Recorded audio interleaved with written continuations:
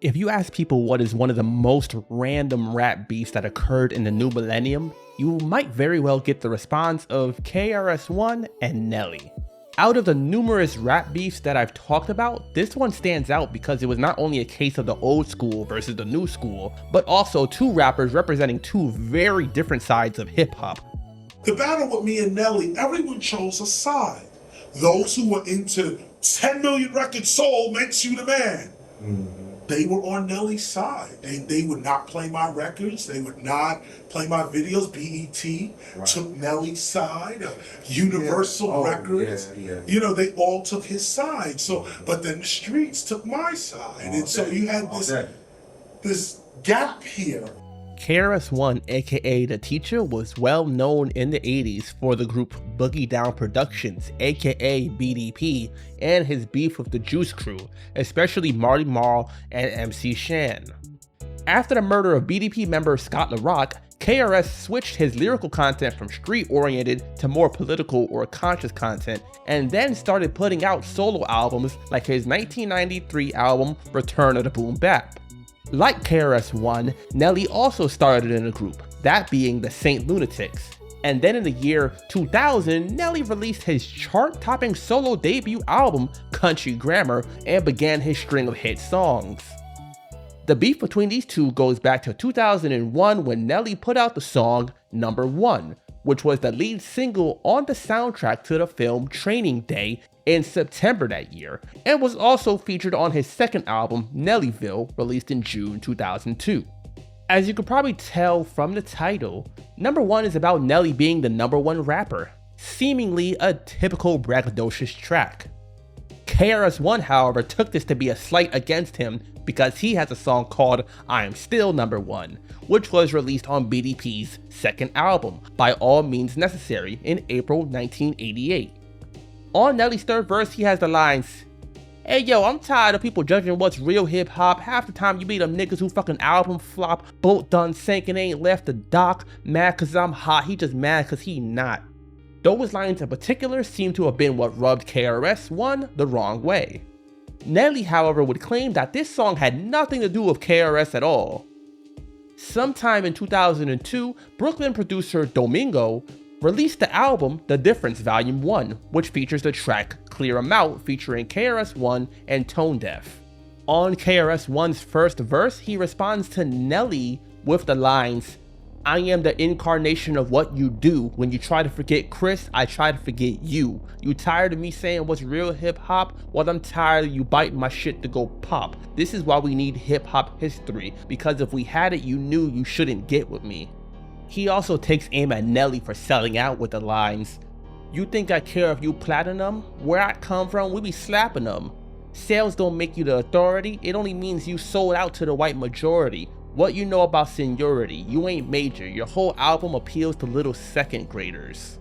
By this point, Country Grammar was already multi-platinum and eventually it wound up going diamond. In June 2023, Domingo had an interview with Changing the Hip Hop Guard in which one of the topics they talked about was working with KRS-One and how the Clear 'Em Out record came to be. Domingo would state that at the time KRS was rapping about Christianity, as he was working on his Christian rap album Spiritual Minded, but Domingo motivated him to switch his style up for the song. Because I did the song that started the KRS Nelly beef. Nelly, oh, that's right. That's right. Yo, tell us about that real quick, man. That song. To us as first of all, that song was like KRS was. We was in the studio working on Spiritual Minded, which was KRS's quote unquote gospel hip hop album. Yeah, I had that song. So I needed Chris to be on my album, The Difference. And I said, yo, I got this song. No, I'm sorry. I gave him the beat. He came up with the hook, Clear 'Em Out. He came up with all of that. Okay. But before he did that, he rapped about spiritual stuff. We were sitting right in Unique Studios. And when I heard him rapping, I stopped the music and I was like, nah, dude. Not on my shit. I said, yo, yeah, I really don't want to do nothing spiritual. And he's like, okay. And I said, yo, I I need that Bridges Over KRS. Yeah. I said, because I said, yo, Chris, not for nothing. You know, you got people out here, you got to claim respect from these young dudes. I said, you got people like Nelly out here saying I'm still number one. What's up with that? KRS-One also had an interview in which he would state that he reached out to Nelly's team by email to express that he has no beef with him, but apparently didn't get a response. In June that year, Nelly released his second album, Nellyville, which features the track Rock the Mic Remix, which features new verses from Beanie Sigel and Freeway, and also features St. Lunatics member Murphy Lee. On Nelly's verse, he sends a shot at KRS-One with the lines, "I strike a nerve in old MCs wanting to come back. I got the strength that he's lost, and that's fact. Like K, no one here even said your name. R, you really feeling guilty about something, man. S, sad to see you really just want one more hit, please, please. You the first old man should get a rapper's pension. No hits since the cordless mic invention." Then in August that year, KRS released a mixtape titled The Mixtape, on which he dissed Nelly. On the first verse of the track, Over Here, he takes aim at Nelly's commercial success with the lines, "You ain't for real and you ain't universal. Your whole style sounds like an St commercial. Ignoramus, I'm the baddest with the mic apparatus. Challenging the god of rap is madness. I'll snatch your status." For Real and Universal are references to the labels that Nelly was signed to, and the NSYNC commercial line is a reference to Nelly being on the NSYNC single Girlfriend from their fourth album, Celebrity. Then on the second verse, he takes aim at Nelly again for being a pop rapper with the lines, "You want to help my career, Nelly? Well, you can help if you don't exist. I think it's about time we stop these pop rappers. Fuck these pop rappers. Hip hop does matter to me." He then goes on to ask for a boycott of Nelly's album with the lines, "Let these bitch ass rappers know we in here. Go to the shows, boo them off stage, tell them KRS told you, they're at the end of their days. Let me tell you, let's give hip hop a lift, and don't buy Nelly's album on June 25th. That'll send a message back to all them sellouts. House nigga rapper, your bottom done fell out. You don't even know how I told you I wasn't talking about you then, but I'm talking about you now." The song can also be found online with the title The Real Hip Hop Is Over Here, which is also the chorus and a reference to KRS-One being real hip hop, while rappers like Nelly are considered pop rap instead. Also in 2002, Nelly did a freestyle in which he dissed KRS-One. On the freestyle, he raps over the beat to the Styles P single Good Times, then the beat switches to Guilty by Swiss Beats. Nelly takes a swipe at KRS with the lines, "Hey yo, it's people actually thinking that Dirty don't got skills, Dirty. Nelly got skills like Goodyear got wheels, like Beverly got hills. Almost as many skills as KRS done had deals. Now how that feel? He calling me commercial rap? Who did commercials first? Who was the one drinking Sprite like obeying his thirst? Making money for the same man who kids buy my album? You tell me what's the difference, y'all, please, I ain't found none." Those lines are a reference to the fact that KRS-One appeared in a Sprite commercial back in the 90s along with MC Shan. They weren't the only rappers that appeared in a commercial for Sprite though. Several other rappers did, like Curtis Blow back in the 90s, and even Drake did years later in 2009. But Nelly is calling KRS-One a hypocrite for calling him a sellout. And he was trying to call me commercial, and I was like, "Nigga, you did the Sprite commercial. I ain't never did no commercial. What the fuck am I a commercial?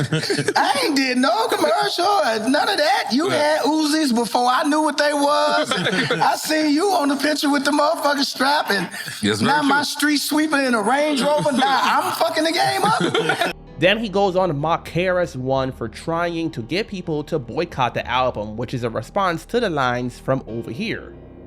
Like I mentioned earlier, Over Here was featured on the mixtape, but KRS-One performed the song live sometime before then, which gave Nelly the opportunity to respond to it. Speaking of that mixtape, it also includes a remix of Over Here, which features a different second verse. On other tracks of the mixtape, he also sends shots at pop rappers and mentions album sales and Billboard charts, which is the general critique of the field at the time, but can be seen as a shot at Nelly, who at the time was one of the highest selling rappers. In fact, in 2002 when he released Nellyville, the only rap album that sold more was The Eminem Show by Eminem. The mixtape got another version that was titled Profits vs. Profits. It has a different track list and includes the diss track You Really Don't Want It.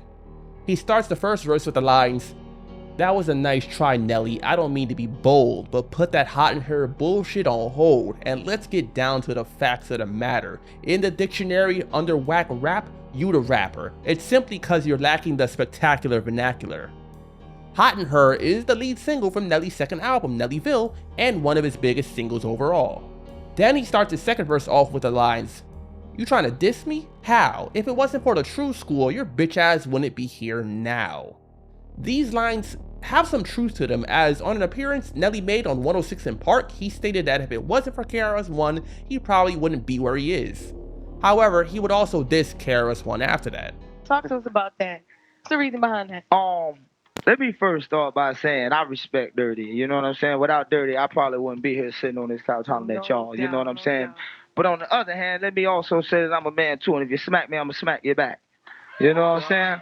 For sure. So it ain't no issues. You know what I'm saying? I know it's a cheap shot, you know what I'm saying, or whatever the case may be. I don't know. I ain't heard it to the fullest, you know what I'm saying? I have heard reports of it, you know what I'm saying? Where's it stemming from? I don't know, you know what I'm saying? I think, you know, the song number one touched a lot of folks. Yeah, who are you talking about? You know what I'm saying? Quote right there, a lot of people, I think it's just eating a lot of people up, you know what I'm saying, inside, and they just, you know what I'm saying? I don't know where they coming from, because I ain't said no names, you know what I'm saying? So I'm letting people feel it for themselves, and a lot of people coming to float for it, you know? So I guess Dirty one of them, I guess he reaching. You know, I'm here to help him, you know what I'm saying? If he want to come back, I'll help him out, you know what I'm saying? On the third verse, KRS-One responds to Nelly appearing on 106 in Park with the lines, "I don't mean to knock you, Nelly, but ain't you that MTV house nigga with a spine like jelly? I'ma do this by the book. For the art, I heard what you said on BET's 106 in Park. But what you don't know is right around the corner on 3rd, I hold a Desert Eagle and no, it's not a bird."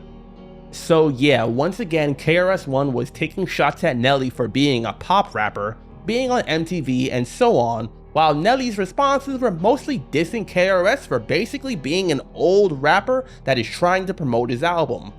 The beef mostly fizzled out after this, as Nelly's album was released in June and KRS-One's boycott essentially failed, as Nellyville wound up going multi-platinum and is his second highest selling album after Country Grammar.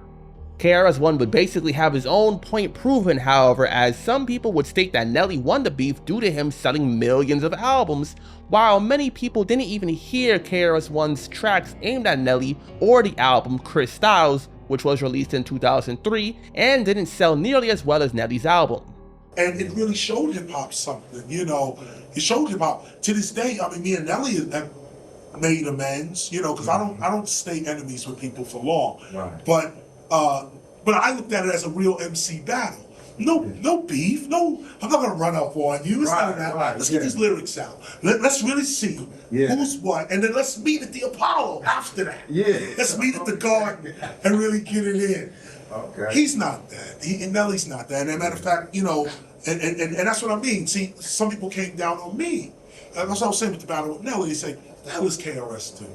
You know, I got a whole lot of criticism online. That was KRS doing battle with Nelly. Oh, like, yeah, like it's not fair. What is that? Like Kimbo Slice fighting Floyd Mayweather.